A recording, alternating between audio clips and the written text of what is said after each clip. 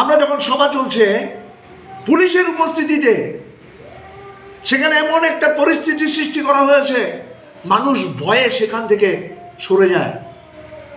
কেন নির্বাচন দপ্তর থেকে গোটা ঘটনার ভিডিওগ্রাফি করলো না? আমরা দেখি সমস্ত জায়গায় নির্বাচন দপ্তর থেকে ভিডিওগ্রাফি করা হয়, বক্তব্যের ভিডিওগ্রাফি হয়, পরিবেশের ভিডিওগ্রাফি করা হয়, কিন্তু আমরা দেখলাম আশ্চর্যজনকভাবে আজকের কর্মসূচি নয়াপাড়া জিপ স্ট্যান্ডে আমরা যে সভা করেছি সেখানে কোনো ভিডিওগ্রাফার ছিল না, কোনো ভিডিওগ্রাফি হয়নি। তাহলে সমস্ত চেহারা চলে আসতো।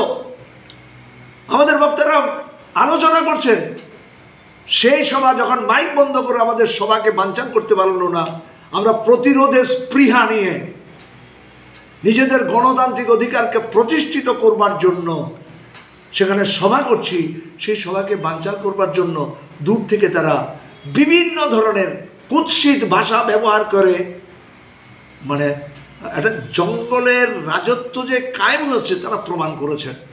গণতন্ত্রের প্রতি আস্থা নেই, মানুষের প্রতি আস্থা নেই, ভোটের প্রতি আস্থা নেই। গত 6 বছরে এমনিতে কোনো ভোট আমরা দিতে পারিনি, কোনো নির্বাচনে প্রার্থী দেওয়া যায়নি, ভোট কেন্দ্রে যাওয়া যায়নি, পুলিং এজেন্ট দেওয়া যায়নি, ভোটারদেরকে লাইন থেকে ঘাট ধরে বের করে দিয়েছে। তারপরেও ধর্মনগরে আমরা গত পৌর নির্বাচনে আমরা দেখেছি আমাদের কোনো পুলিং এজেন্ট ছিল না, আমরা প্রচার করতে পারিনি, মানুষের কাছে যেতে পারিনি। কয়েকটি কেন্দ্রে প্রার্থী দেওয়ার পরে বলপূর্বক তাদেরকে প্রার্থীপদ প্রত্যাহার করে নিতে বাধ্য করা হয়েছিল।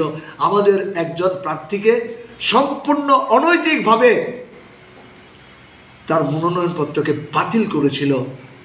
আমরা তারপরেও দেখেছি এই ধর্মনগর পৌর নির্বাচনে মানুষ সমস্ত ভয় ভীতি উপেক্ষা করে, ষড়যন্ত্র উপেক্ষা করে আমরা ভোট গণনা বয়কট করেছিলাম। তারপর আমরা দেখেছি 5 থেকে 6 হাজার ভোট আমরা এখানে পেয়েছি।